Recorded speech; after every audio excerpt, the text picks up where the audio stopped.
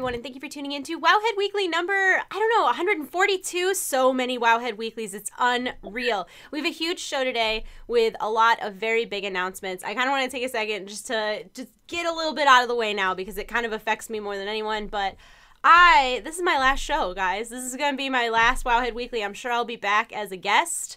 But you guys know, if you watched the show last year, I traveled a ton and we had to skip a lot of shows because I wasn't here. So we've been looking for someone who could take my place and host the show and be a best friend perk. And hopefully we found her. Before we get into that, I do want to introduce everyone's favorite Wowhead site manager, Perculia. Hey everyone, sorry for the vintage background. I'm staying with family, so we've got an old school setup. We do with Pepe's and a Bright Paw pillow in the background. And yeah, we've had like 5 PTR builds since the last show, and of course Panzer's announcement.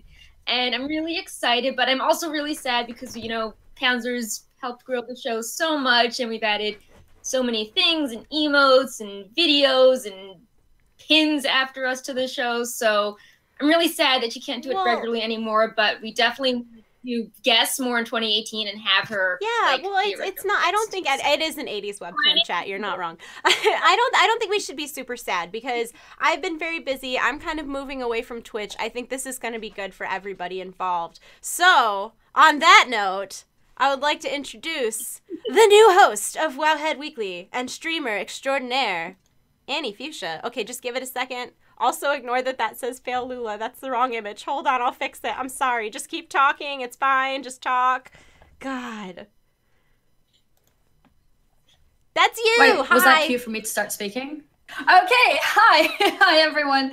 What's up, everyone? I'm Annie, Annie Fuchsia on Twitch, as some of you guys may know. Oh yeah, someone pointed out. I think it says Fail Lula on the text. I fixed it. Okay, awesome. Yeah, so I told you guys that I would be on Wowhead Weekly. What I did not tell you guys is both like exciting news for me, but also sad news for everyone who has been watching for a long time. Panzer will not continue being the host, and I have been asked to take over. Which is a big deal for me. I'm actually really happy about it. Also excited and nervous. Yeah, I think I will. I think I will. You're gonna love it. It's a blast, and we have a great audience, and everybody's always excited for the show every week. Twitch just seems to have frozen, so hopefully that will pick up in a minute. Not on our end, on Twitch's end, like the chat. But yeah, we're super excited. So everybody please give Annie a huge welcome and be very friendly and kind to her. She's going to do a really good job. So today's show is going to be a little different because we'll have the 3 of us here, and we'll have images and stuff, but we won't go back to the 2-frame. You'll see the 2-frame again once Perk and Annie are doing it themselves. So she'll be taking over. I think you guys are starting next week, right? If there's do it next week. If there's not news, we'll do it when I'm not in my weird setup. But yeah, this is like a test run, so like Annie can see how the notes and the visuals and all that work. So on that note, it's been we didn't do a show last week because Perk was sick. So we have a lot to talk about this week. In fact, we actually found out what the allied race requirements were finally, right, Perk? Yeah, we learned that just yesterday, so just in the nick of time, and they're pretty exciting. I can run through them all pretty quickly. It's basically, you need to have Battle for Azeroth purchased. You need 110 on that server already, and then each faction has Exalted with 1 rep, as well as the completion of a related quest achievement. So what we have is the Nightborn are Exalted with the Nightfallen, and completion of Good Surmaritan. As a side note, that is not Insurrection, so you don't need to do all the quests. For Void Elves, we have Exalted with Argusian Reach and completion of the Argus questline, You Are Now Prepared. For the Lightforged Janai, we have Exalted with Army of the Light, as well as You Are Now Prepared. And for High Mountain, we have Exalted with the High Mountain Tribe and completion of Ain't No Mountain High Enough, which is to do the main storylines. So it doesn't seem that bad. It's not like get Exalted with 5 factions and like do Insurrection. I feel like most people who've been playing this expansion already have met those requirements. Definitely. Yeah, definitely. At least on one character. And are these account wide? It should be, because all the achievements are account wide. Yeah. I think it was mentioned that it was account wide as well. Yeah, so the tracking quest that says it's account wide progress. You know, Blizzard hasn't made the fancy blue post yet, but based on data mining, we think it's yeah, I don't see why it wouldn't be. Yeah, so that's not super surprising. We also got some new customization stuff going on with allied races. I'm going to bring up the screen cap of the dressing room while you talk about that a little bit. Oh my god. So we've been working really hard to get the PTR dressing room updated with all of the allied race customization options. And in between shows, it finally came up, and we're super, super, super excited about this. You can see High Mountain Tauren, Lightforged Janai, Void Elves, and Nightfallen in the dressing room, as well as all their options, such as the tattoos, the different antlers, the Void Elf glowing hair, you know, earrings, and then you can dress them up so you can see how they look in your favorite transmog. You can see their animations. You can put them on a mount. You can save them and come back to Wowhead later on and see them in the outfit section. There's tons of stuff you can do with that, and they're all there. Like example screenshots. I went into the dressing room and selected each one of these characters, went through and customized them. You can see they have different tattoos and different hair than just what the default model is. And then I went and added all that armor to them, because not only are these allied races available in the dressing room, but also their armor is available in the dressing room too, the heritage armor. Yeah, and just as a side note, the heritage armor is what you get when you level an allied race from 20 to 110 without any like special boosts like Recruit a Friend or you know, a paid service. So yeah, the props to the Wowhead development team. This took a ton of work to set up, and we hope you enjoy it. It looks awesome. I was surprised how smooth it ran, and you can even see like the animations of like the glowing shoulders and stuff like that, which a lot of times those things are borked in model viewers. Yeah. Do we want to talk a little bit about Sure. some of the visual updates? Sure. So after we got the dressing room up, Blizzard has been updating the models based on player feedback, which is pretty cool. And some of the two important things that have happened are the High Mountain Tauren have different tattoos now, and the colors line up with the various like cultures of Tauren you see in High Mountain. So there's like red ones, and then some green ones and blue ones. And then for the Nightborn, everyone complained that their hairs were like 3 colors of white. And Blizzard yesterday added like a platinum blonde option and a gray and a black option. So whenever Blizzard adds some things, the dressing room automatically updates to have more and more options. So I really like the Nightborn black hair. I think that's my favorite I like addition that light white so far. pink kind of color. It's like because it's like your own hair, so. And then also on top of the new hair colors, they also changed the way that Nightborn's tattoos glow. They used to be very, very bright. They almost look stamped on, and now you can see they fade out a little bit more. They're a little more subtle, and they look even more subtle once armor is on. Obviously, when you're seeing them in their skivvies right here, they're quite out and apparent, but they are much more muted now than they were previously, which can be seen over at Wowhead. If you want to check out the before and afters, we've got pictures over there. But yeah, that's what's going on. Okay, let's talk about this. When do you think we're getting allied races? Yep. Annie? Yeah, you go. Yeah, I mean, you can guess. First, it doesn't matter. This is speculative. This is... I think probably in about a month. Soon.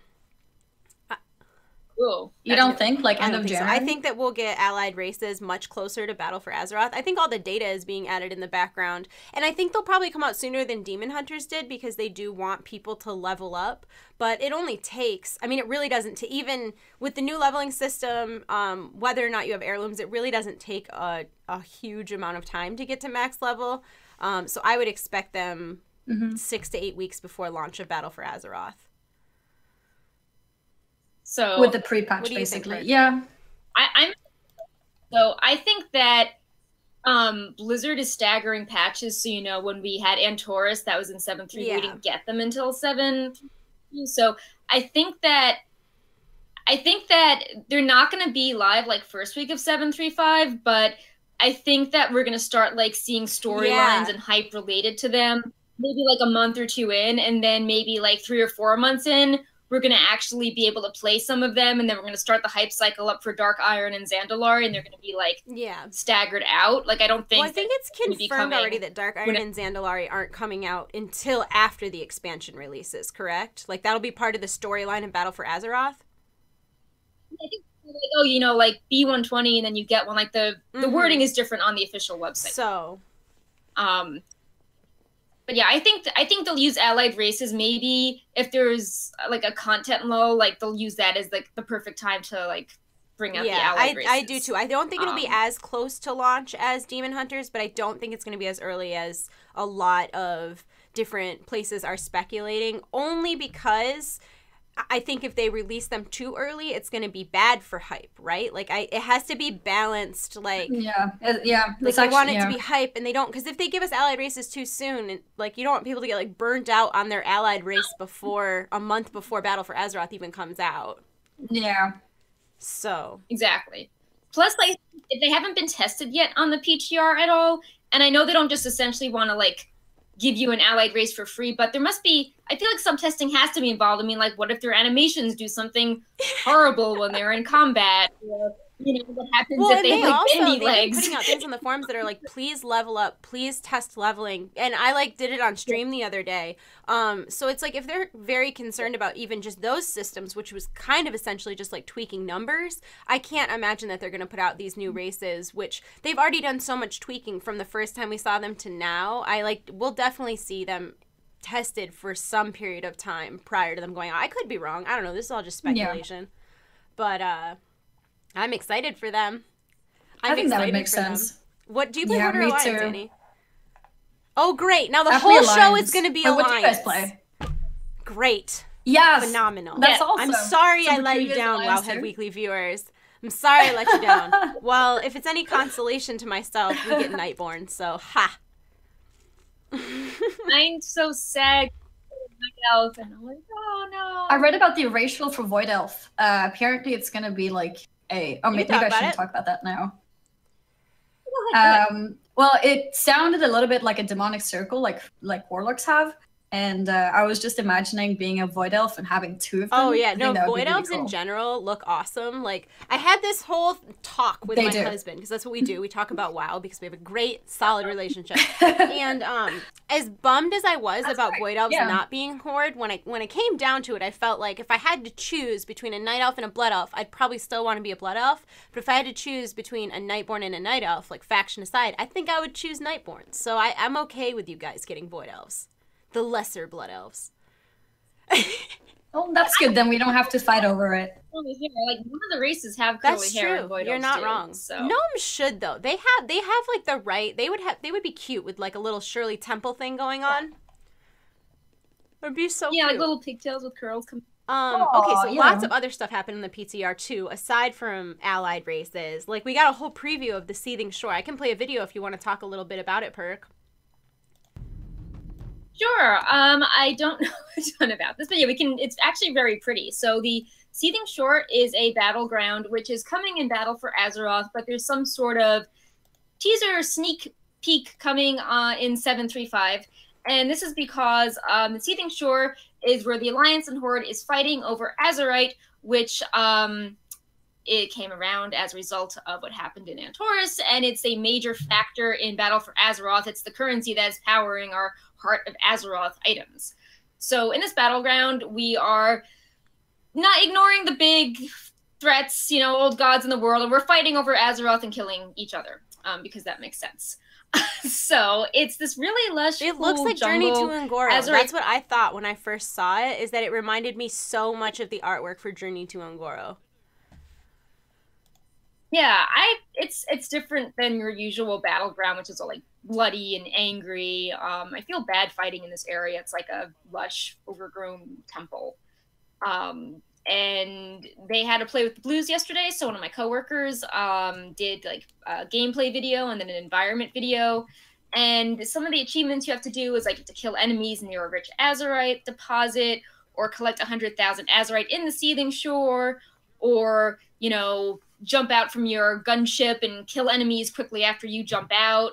I think faction leaders are present, like Nathanos Blightcaller is yelling instructions for the Horde.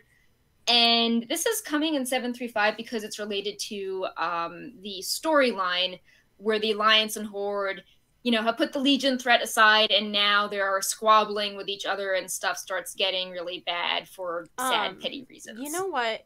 I think so. Yeah. They said that this would be a preview in 7.3.5. Do you think it's going to be like they're going to have like story, and then the PvP brawl that week will be this? Do you think that's how they're going to preview it? I think that's a great idea, because we've been data mining some faction-specific Silithus quests where the Alliance is like, stop the Horde from doing this, and the Horde's like, stop the Alliance. So my guess is this wouldn't be available in week 1, but maybe after we do the quests, like a limited period of time. Interesting. But if you guys want to see the whole video of the whole exploration of the island, be sure to head over to Wowhead's YouTube channel, youtube.com/Wowhead. How convenient, right, guys? How convenient.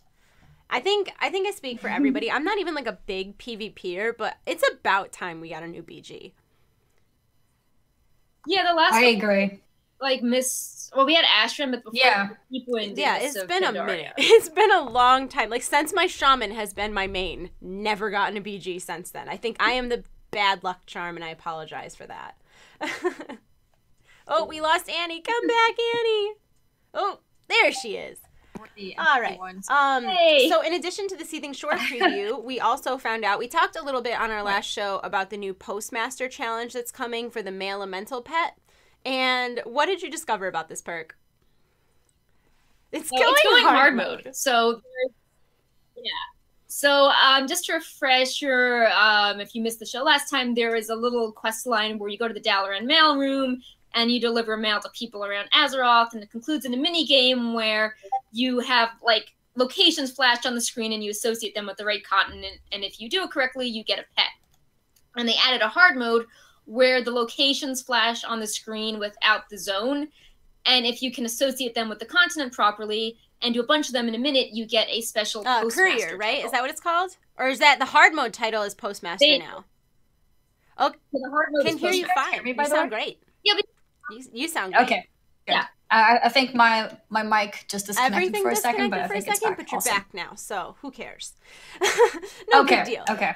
Yeah. So if you don't do the hard mode, you just get the pet and the courier title. If you do the hard mode, then you get the Postmaster title and the courier title and the pet.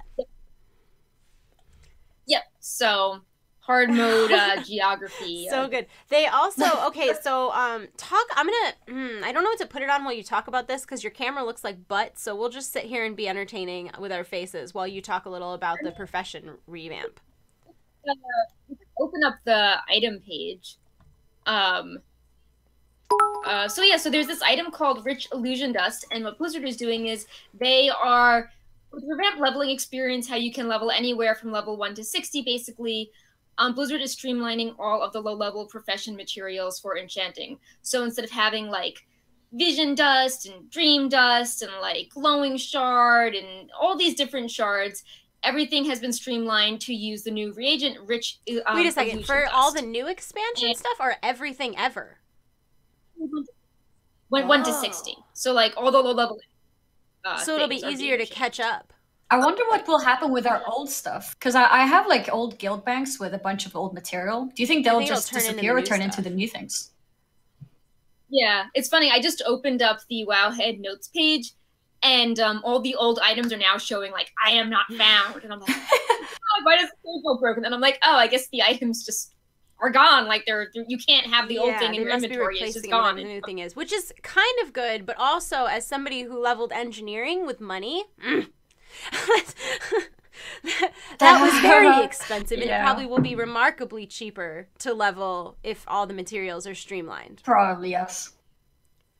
Yeah, because there were always certain brackets of levels that were less common for people to be questing or dungeoning. So there would be, like, for example, a lack of, I don't know, like illusion dust on the market, and now there's the new one called Rich Illusion Dust. Was it? Yeah, that's the replacement. Interesting. For everything. I'm excited to see how that pans out. Although I think it could be awful for the economy. It's either gonna be great or terrible, or it's gonna be great for some people and terrible for other people. I know Gumdrops, he's the moderator for the WoW Economy subreddit. He does a weekly article series on Wowhead every Saturday, and he was, you know, he's already trying to analyze what this means. Yeah, because I feel like that'll have huge implications on the games. Like, I knew somebody who just I mean, within the past couple of years was making a bunch of money farming the material that you get out of Strathholm, the orbs, the ruined orbs, I think they are. Oh, yeah. So, like, are those even going to exist yeah. anymore, or is everything going to be streamlined in the... I think that still exists. It's just, like, a lot of the only shard, like, the only rare shard is the Brilliant Shard, and the only, like, dust is the Search Illusion dust. Interesting. So interesting indeed. Yeah, they haven't changed any of the professors yet, like, no herb, stuff like that, just this illusion dust. Well, I'm excited to see how it pans out. It's a bold move. We'll see how it pans out. I'm excited about this. So the Trial of Style has some new rewards. So if you guys participated in the Trial of Style Season 1, it was a blast. This was, in my opinion, this is the best mini holiday that they have. Like, even without the rewards, I just think the actual event is really fun. And I think the rewards this time around are better than they were first time around. Does that mean you can no longer get the rewards from the first time, or are they also available? We don't know yet, because this is just data mining. It's not up for testing on the PTR yet, but I'm super excited about the rewards, because the Season 1 rewards were just repeats of some, like, Burning Crusade sets. So if you're a new player, you're like, oh, I'm learning about the set, but if you're a Transmog fan, you're like, oh, I probably already have this. So I'm really excited about Season 2, because they took a bunch of, like, incomplete, like, recolored, like, obscure recolors of popular sets, and they are filling those sets out to give them, like, the matching shoulders or boots or chest piece. They had talked about this in a Q&A a couple years ago. Chris Robinson, do you remember somebody asking him about this? Like, what are you ever going to do about those old item sets that we don't have shoulders that match or whatever? And he was like, we have something up our sleeve. I'm Chris Robinson. This is a snarky answer. He knows. No, okay, no, Annie. Like, so what? I hope. Oh, wrong button. There we are. I hope that Chris Robinson, like, when you go and do interviews and stuff with Wowhead, I hope that he continues to harass you in the way that he harassed me, because it made all the interviews pretty amazing. He will always give you answers that's like, oh, do you want that? Then I'm not doing it. But over the years, we've gotten a lot of interesting information. Like, we had asked him about new hair colors, new tattoos, like new types of horns, specifically moose horns, and he was like, yeah, maybe someday, haha. And it's like, they already had allied races in development at that point. So it's always fun to look back at our old interviews and see stuff that kind of ended up panning out. And I feel like Trial of Style is one of those things. Yeah, I'm really looking forward to, like, just talking to more and more people in, like, interviews like that. Like, a lot of people started talking about the well, they called it interview with Jago from my BlizzCon stream, and I didn't even think about it as an interview. He just wanted to join, and I was like, yeah, of course, like, that would be awesome. And I had a lot of fun, and even looking at it afterwards, I'm like, yeah, that was actually pretty good information that we got there. Yeah, it was awesome. A ton of class people, so it's like everyone was, like, eating up all the information, actually hearing about, like, why there are class buffs and utility changes and Shadow Priest love and all that stuff. Yeah. Okay, I don't have any images for this Silithus story. I know I need to put a spoiler tag up, so let me put the spoiler tag up right now. All right, Perk, tell us what's going on in Silithus. Okay, so as we've covered in the past, Silithus is getting some zone updates. There's, like, rare spawns, there's, like, called Scarab mounts, there's, like, a toy, there's a pet you can get, and there's some pretty tinfoil hat stuff that happened in the last build. There's an ogre, and his name is Ogmith the Mad, and he drops his journal, and he has all these super tinfoil hat visions, such as a shepherd cloaked in the shadow of her past, beloved by a flock of blind sheep. She guided them over a cliff. Even as they crashed upon the rocks, they never doubted her. The crows grew fat upon sheep flesh. Her laughter echoed all around. The star peeks down. I must hide from its glare. The dagger spoke true. It has been too long since I was drowned. Do not forsake me, masters. So everyone is like, the Il'gynoth whispers. Oh my god, like, this ogre has visions of the old gods. What could this mean? Who is the shepherd? Is the dagger Xal'atath? What is going on? Tinfoil hat theories, always. Yep. So it's some pretty interesting stuff, and he's even predicting things in Battle for Azeroth. Like, I see the goblins and the gnomes fighting, and like the Boy King is being silly. So I wonder if Blizzard is just like toying with us, and I wonder if none of this is true, but they know that people like stuff referencing Il'gynoth, so they just say a bunch of random stuff related. I think it's funny to to have the idea of an ogre being some sort of like soothsayer, because ogres are generally like stupid. You know, like in WoW, usually ogres aren't giving us great information or being super helpful, so it entertains me that it's an ogre giving us information and people are taking it seriously. Yep. And then, as mentioned before, related to the Seething Shore, we have these faction-specific quest lines where you're sent to Silithus, and then you collect the Azerite samples, then you start fighting with the opposite faction. And Khadgar gets super emo and is like, this sucks. We're fighting each other, and Azeroth's in pain. I will go back to Karazhan and just, like, peace out. Bye, everyone.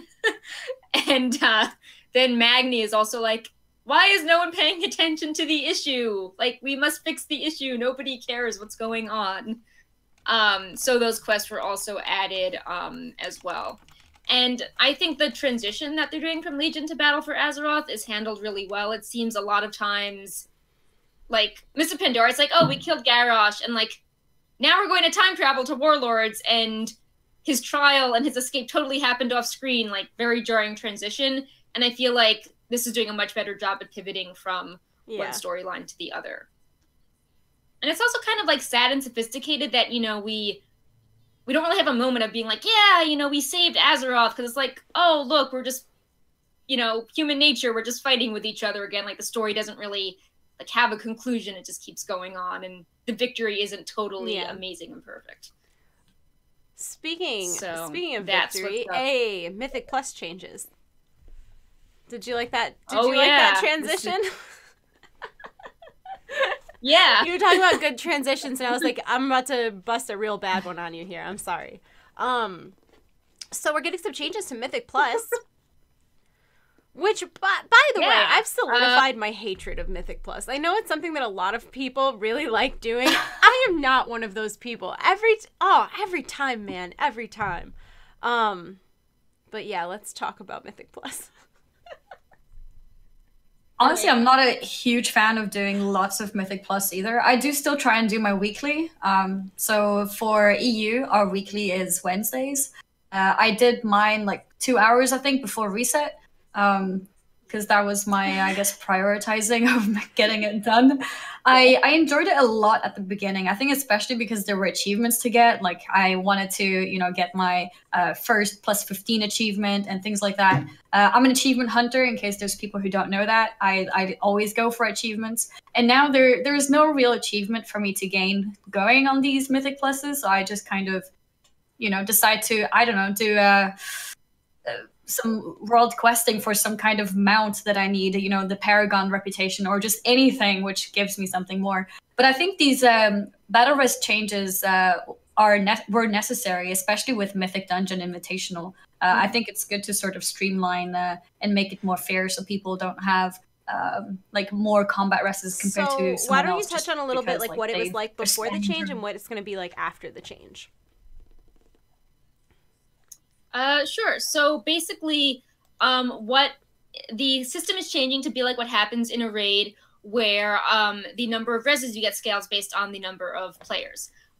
So where it was before is that you sort of had endless like battle reses. So of course people were stacking classes that had, you know, more battle res abilities. But now combat resurrections are a shared resource across the entire party, and each player's combat res ability is on the same timer and it has the same number of charges, which is how raids handle them. Go ahead. And go ahead. Oh, so whenever someone accepts the res, a charge is expended.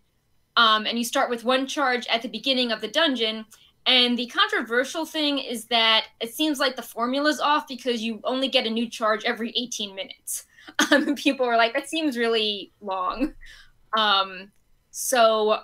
You know, if you did the dungeon in 36 minutes, you would have like 2 combat reses that could, you know, be charged up.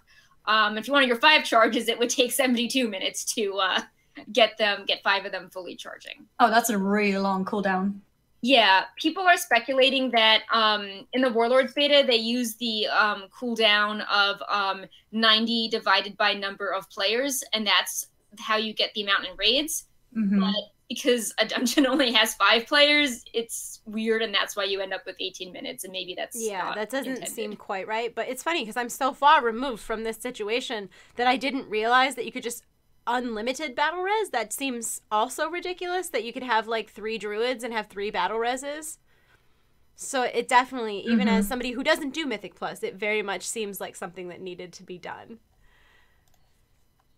Yeah, especially when, you know, they in the Invitational was so popular, and it's such a big, you know, following on Twitch that Blizzard said to Forbes soon after that they were making changes, and people seem to be understanding. It just seems that the confusion is the 18 minutes. Maybe that seems a bit extreme. Extreme. Speaking of extreme, a lot of people are concerned because we know that prior to Battle for Azeroth, our artifact weapons are going to be decommissioned, retired. We don't know exactly what happens to them, but what's very concerning for Beast Mastery Hunters is that they went through this whole big quest line to bind the spirit of the wolf Hottie to their artifact. I think it's a gun. I think I called it a bow in a video, and it's a gun.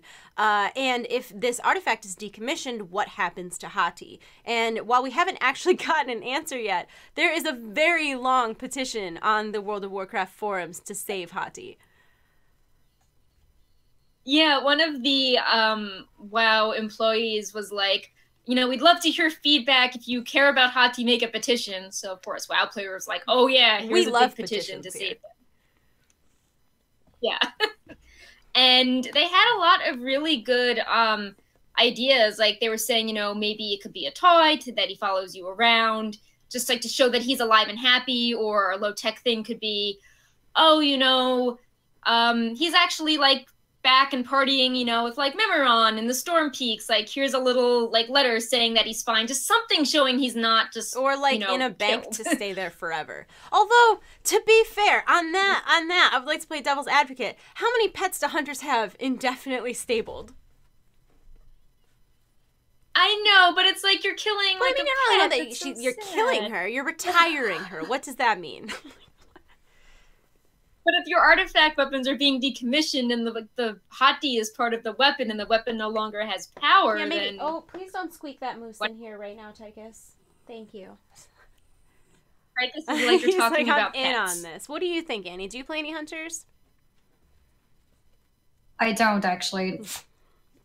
I was actually just reading about it before, because I wasn't aware of it, and I feel like now I have a special, like, I want to keep it too. I don't know how, but there's like something about it. I guess because it's it's the whole quest. Like that's the way that we the whole quest to getting your artifact is this whole big thing of you saving Hottie. And honestly, all they would have to do is add a very short little flavor quest in that said, "Hey, Hottie's fine." Okay, not you go. You go. Tychus is also fine. Every dog is fine. Let me be clear. Every dog is fine. All the dogs are good. Yeah, everybody's pretty passionate about it. And I do think they'll add something just because of how many people, the sheer volume of people that have said something in a peaceful manner, I feel like warrants them to do something to save Hottie. But on another note of doggos, back in 7.2.5, we data mined images of these amazing foxes that would be available to purchase for the PvP, the RBG, or the arena token, the Vicious War Saddle. And they weren't actually available at the release of, what are we on now? 7.3, 7.3, 7.2.5? What patch are we on currently? 7.3? 7.3. They weren't available in 7.3, but they will be available in 7.3.5. The blue one is Alliance. Yeah, I was considering to keep my Vicious Saddle token just for this. Although the Horde one is way better than the Alliance one because it has 2 different color eyes. Oh, really? Like the Horde has like a... Well, it's like a badass battle scar perk. It's not hurt. It's stronger from its scars. That's a fox I wouldn't want to fight. I'd so fight that black fox. Look at him. Both of his eyes are intact. He doesn't know how to battle. He has a glowing gem on his forehead. His armor is very he's very pretty, but I would not fight the whole like boss. So is the left eye actually gone? Orange. Is it just if a you scar? flip it around in the model viewer, the one eye glows orange and the other eye glows blue. Okay. Has like that evil looking padlock on him. I love how he escaped from some sort of jail after they tortured him. He's scary. That is a fox that will beat you up. Yeah. I like how the models are different. It's not just like, oh, like, you know, MS Paint, like blue version of the red fox. Oh no, they're super different. I really like them both, though. I really like them both, and I could see I would definitely, if I had a Vicious War saddle, if I was dedicated enough to PvP to have a Vicious. Do you see my dog? He's upside down. What a ridiculous dog. If I had a saddle, I would certainly save it for the fox because both of the foxes look amazing. Plus, if you ever decide to make a Horde character, then you'll have the Horde one. Yeah, that's true. Yeah. We can get on Alliance and get it for free on Horde as well. Perk, you want to talk a little bit about the PTR database? Yeah, so this PTR has been a little like upside down, topsy-turvy as the order of when we post things. And this is because there's a lot of format changes. So when the PTR came up, we posted everything except for the actual database. And we worked really hard and we have the database fully up. So that means like every new PTR item has a page, every achievement, every spell. And I just wanted to highlight a few of the cool items. But, you know, like I'm talking about this for like 2 minutes, but it's really like, it's its like own show. Like it's such a it really is. Cool it's thing, huge. So one thing that's really cool that we found is that there are Karaji mounts, like high resolution bugs, which are listed as special mounts just for the micro holiday call of the Scarab. And here, there's a blue one for the Alliance. And there they are. Go ahead. So a lot of people are like, oh, like, you know, items are coming to micro holidays. So we'll see. That's interesting. We have some speculation we'll talk about in a second with that.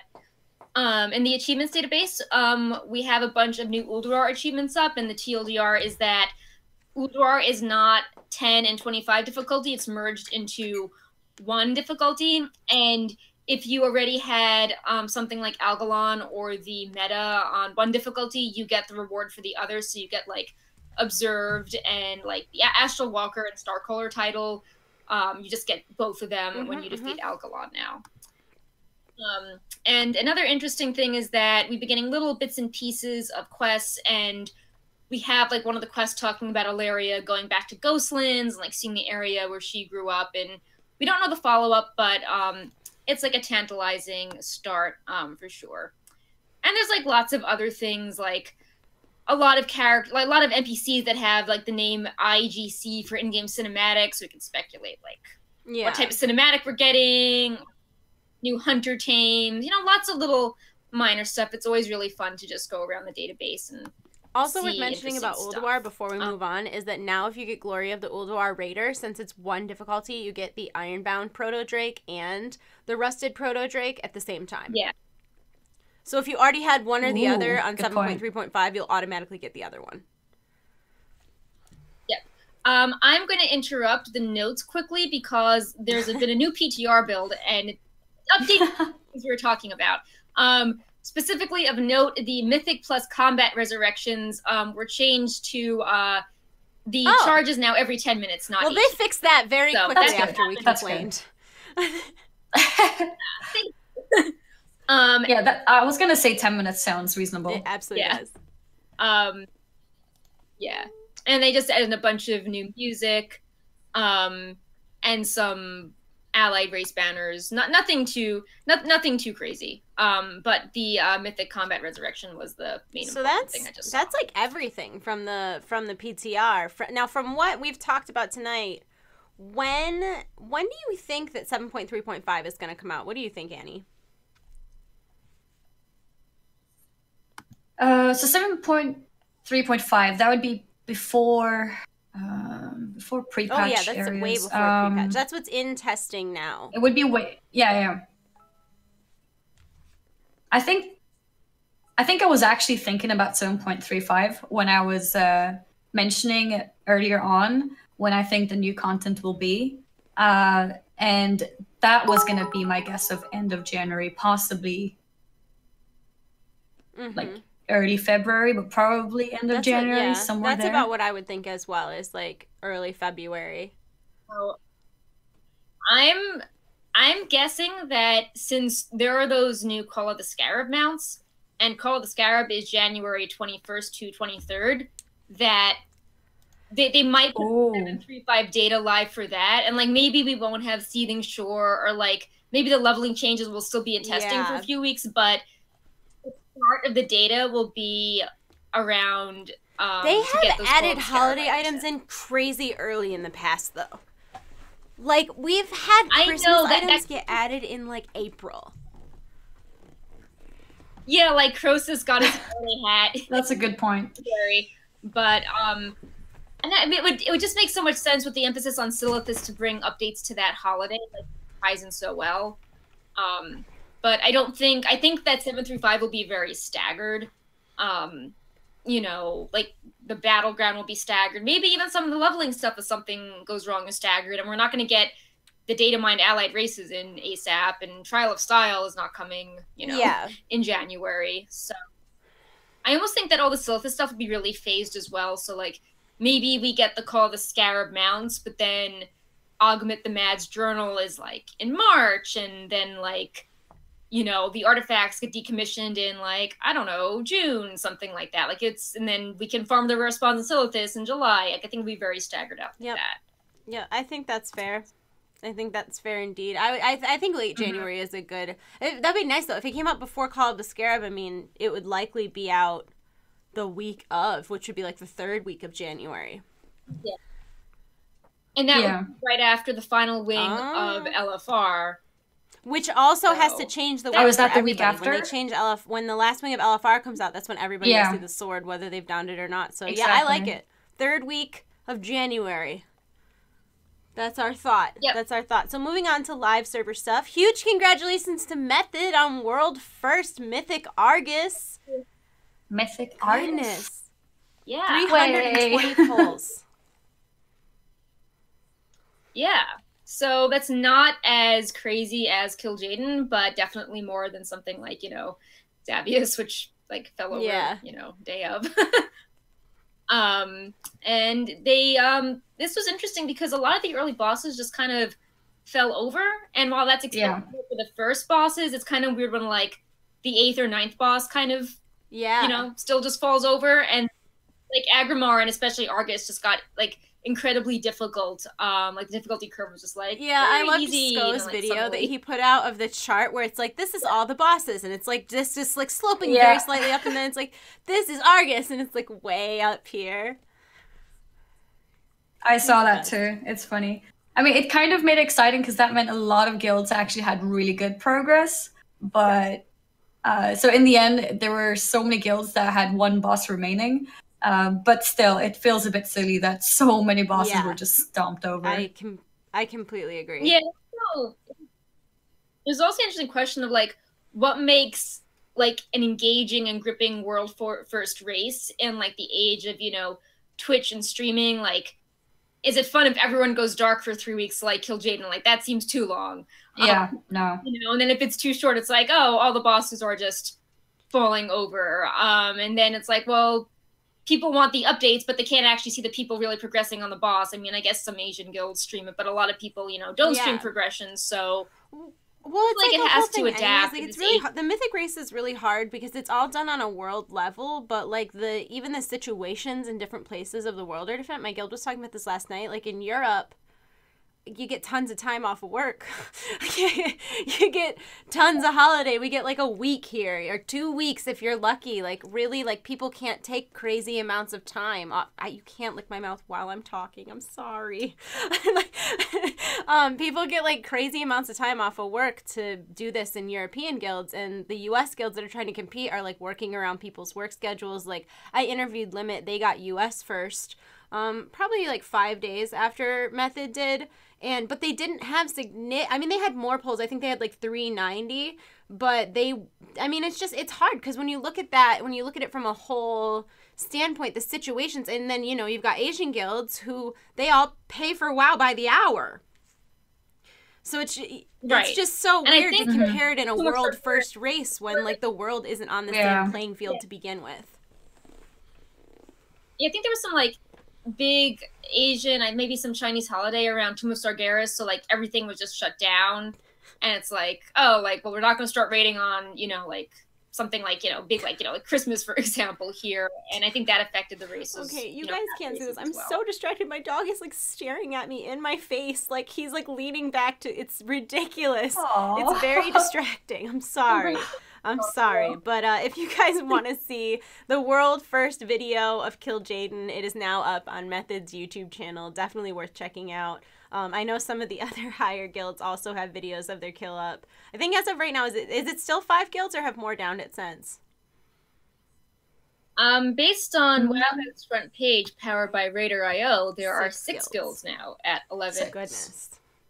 So I like how Exorcist was actually able to be somewhat close to Method. They got it within 24 hours of Method getting it. Yeah. So that was pretty awesome. Like on the topic of what makes a fun Yeah. world first race, I think more guilds. I mean, it's hard to No, say you're that, not wrong. but if there were more Feel like guilds actual and more competitive guilds. like possible Yeah. guilds that could do it, yeah.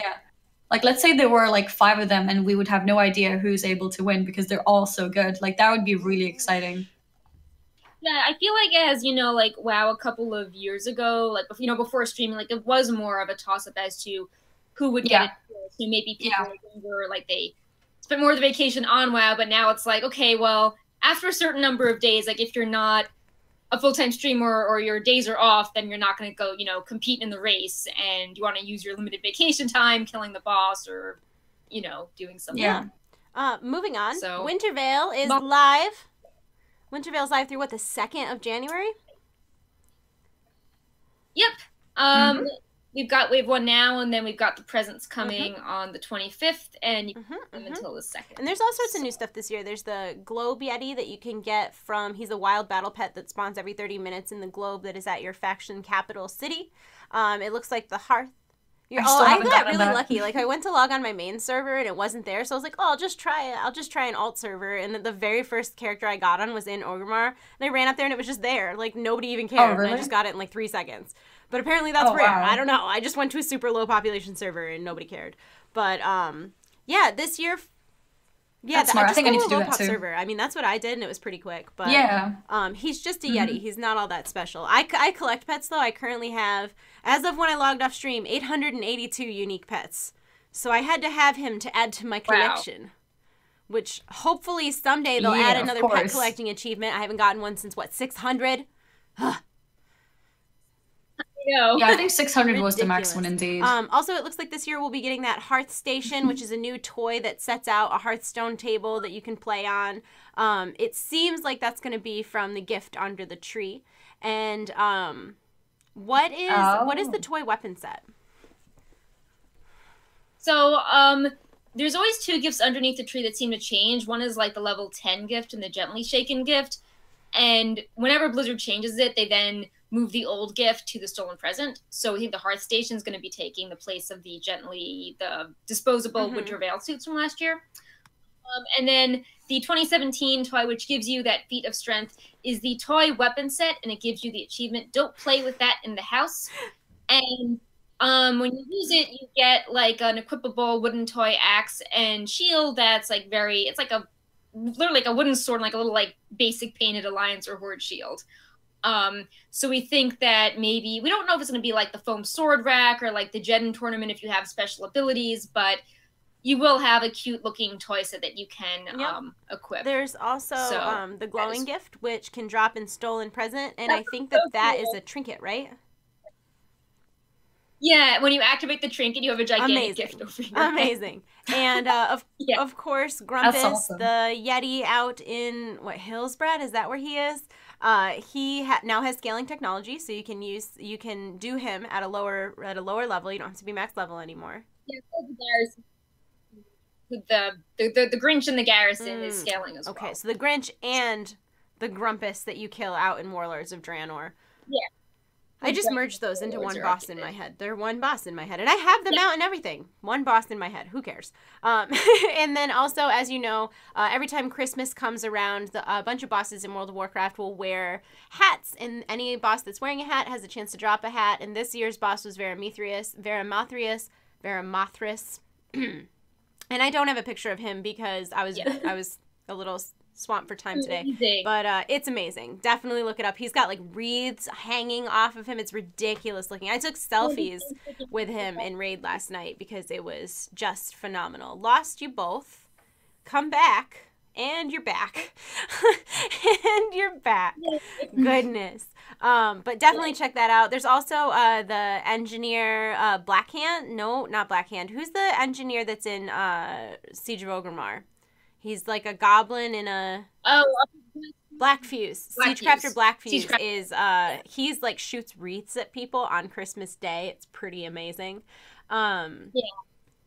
I lasted longer because like not many people get to see it, but it's amazing. Like he's like his shredders are wreaths. That actually debuted in like 2014, but no one discovered it until 2015 because it was still current content in 2014, so nobody was raiding on Christmas. And then it didn't have, nobody found it until the next year when they went back and were soloing it on Christmas Day. So it was there for like a whole year and no one even knew. It is really funny. That's actually funny.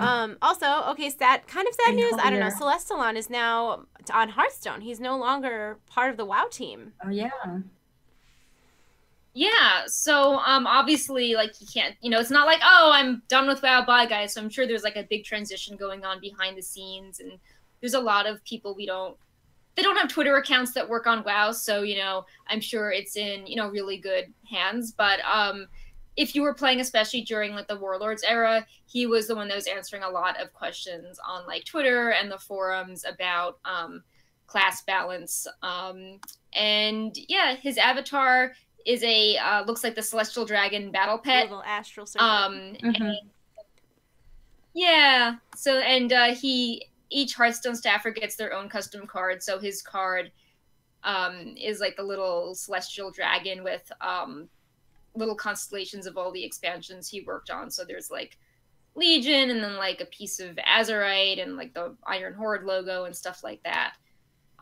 So yeah, if you're like, what did he do? When Ghostcrawler left Riot, Ghostcrawler's like, oh, I'm entrusting, you know, the class part of what I do to Celestalon, and he did class design and then more general game design with systems in general, and yeah, now he is officially off to Hearthstone. And there was the very popular hashtag of hashtag blame Celestalon. You know, if anything went wrong, he was the person to blame for everything. Now we can just blame him for Hearthstone problems. Not a big change. Yeah. Right. And wrapping up the show, do you have any Wowhead updates to talk about before you move on to like giveaway Jinx stuff? I mean, just to recap what we mentioned, the Wowhead dev team has been working, you know, incredibly hard getting this PTR updated. It's been really unusual having like now three PTR builds in a week, or having, you know, the data formats change. So even just getting like the item page to exist is like a huge undertaking. We've been working several weekends straight. So, you know, do go to the PTR version of the site and check out the dressing room and, you know, click on all the links in the data mining articles and leave comments there and, you know, just browse around seeing if you find something new. We really appreciate it because it's been a lot of, you know, hard work on our end. And yeah, besides that, we just have the giveaway stuff, which you will get to. Yeah, well, as always, we do have a coupon code courtesy of jinx.com. Hold on, let me get these buggos out of the way. There it is. So you'll see in this slideshow there's some of the newer Jinx merchandise as well as some slides showing our coupon code, which I believe is just Wowhead.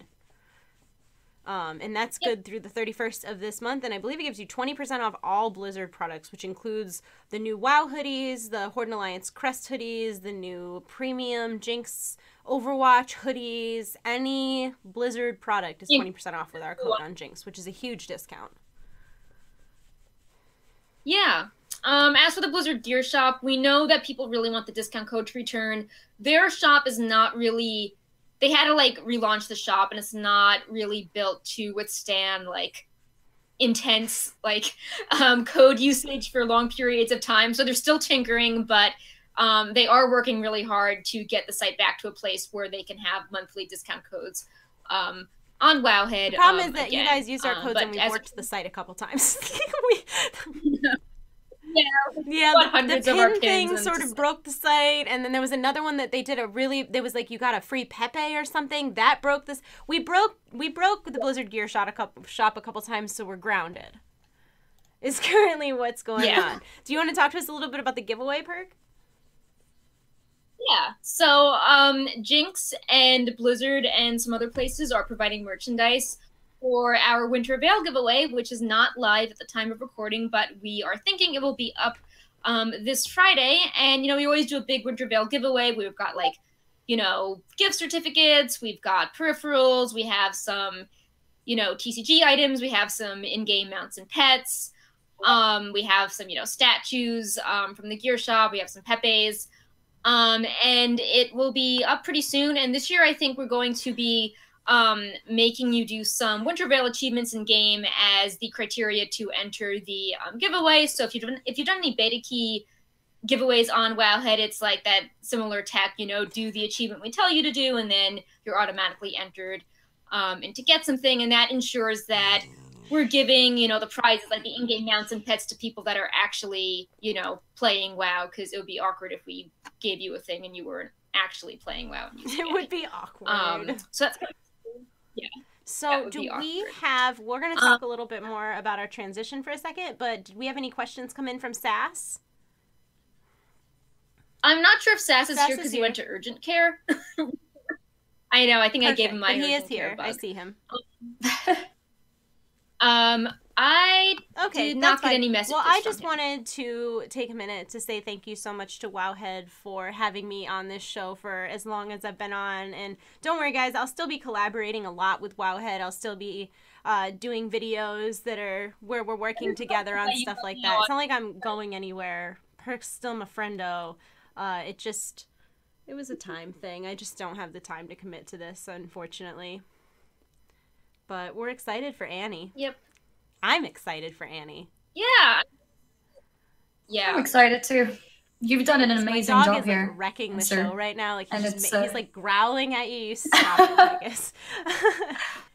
Yeah, while Perk was talking, I saw like lick your face again. Okay, so apparently, I don't know how many of you guys use Windows compared to Mac, but there was a Windows the Windows update that was forced on people this week, and it broke a bunch of people's computers. Bad. Like if you hear of people that are like, my headset isn't working, my audio isn't working, it's because of this recent Computer Builder's Windows version that got forced out. And normally my husband keeps the dog down in his room when I'm filming so that he's not a nuisance as he's being currently. But one of our friends can't even log into Windows after the creator update, so he went over to help her. So that's why Tychus is stealing the show and doing strange things with his ears all show. Yeah. When I'm back, old Brightpaw will be. I should. Oh my gosh! Wait, you have to see this pillow. Did your mom have this made? Yeah, she got the picture of Brightpaw off of my Twitter, sitting on the Pokemon blanket, and she made a pillow of Brightpaw. Oh my gosh! It's the most ridiculous thing I've ever seen. I can't wait for him to see it. I know he's gonna be like, "What is this? Like, it's me, but slightly bigger and kind of neon."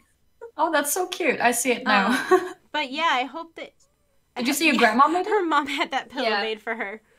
Which is, we found that cat, so I was at Perk's house over the summer helping her get set up for the show, actually, and move into her new apartment. And, well, not apartment, house. And we were outside, and I, like, heard a cat, and I, you know, was like, I hear a cat. I'm like, cat senses are tingling. And it was a kitten! And he was all by himself, and he was outside, and we spent like 2 days trying to figure out if he had an owner or if anybody had reported him missing or anything like that. And long story short, he's Perk's cat now. he's Brightpaw Perk's cat now. But yeah, I'm definitely looking forward to seeing how the show changes with you on it now, Annie. And I think you're going to do a great job, and everybody's real excited, except for the fact that there's no Horde represented on this show anymore, and that is upsetting to me. We had a great time having Lulaboo on the show, and we always wanted to have more guests on the show. So I think we'll really make an effort in 2018. Well, honestly, I'm a big part of the reason that we didn't have guests, and part of that was because I'm inflexible with my time. Like, this was a scheduled time, so if a guest couldn't be on during this exact time, it wasn't happening. And most of the time when podcasts have guests on, you kind of have to be flexible for them as opposed to the opposite. And I just think I think the whole show is going to be better going forward, and I really look forward to it. And I'm sure I'll be back crashing the party. Yeah. Oh yeah, definitely. You're always welcome. Update, we should special guest Panzer, and yeah. I love happy him. to see you I'm on gonna the come show. see him in person. But I just want to take a minute to thank everybody for coming and watching us live today. I know that this was not our most high-quality, high-tech show of all time, so thank you for putting up with the potato. We really appreciate it. Thank you to everybody who has subscribed to us here on Twitch, who follows us on Twitch, who watches us live, who subs our YouTube channel and watches the VODs later on. And a huge thank you to all of our Wowhead Premium subscribers. If you're unfamiliar, Wowhead Premium is a service that is basically like a subscription to Wowhead. It allows you to talk in a special color, you can track quests, but of course, the biggest advantage is that there are no ads on desktop or mobile as long as you're logged in, and all of that money goes directly to the creators over at Wowhead. It is $1 a month or $9 for the whole year. So if you're interested, head over to wowhead.com/premium. It can be gifted, and I feel like it'd be a pretty good holiday gift for the WoW player in your life. So thank you so much again. We are going to go. I hope that you guys have a wonderful week, and I won't be here next week, so I won't see you next time, but they will. And that's all the stuff that I have to say. You guys got anything to say? I'm going to miss you. You've done such an awesome job growing the show, and we'll definitely have you back as a guest and continue to highlight all your Perk. cool I love YouTube you stuff. too, Perk, and I love Wowhead. Thank you so much. We all love each other. Awesome. We're love fest. Thank you guys for having me here as a guest first. Makes the whole transition a little bit less scary. So thank you guys for that, and thank you everyone in chat as well for being welcoming. And I'm excited to see what we're gonna do. Look at this team. We're gonna do great. We're gonna go, guys. Have a great week. We will see you next time. Goodbye. Bye. Bye. I can't wave and push the button. Here we go. Bye. Oops. Well, there it is.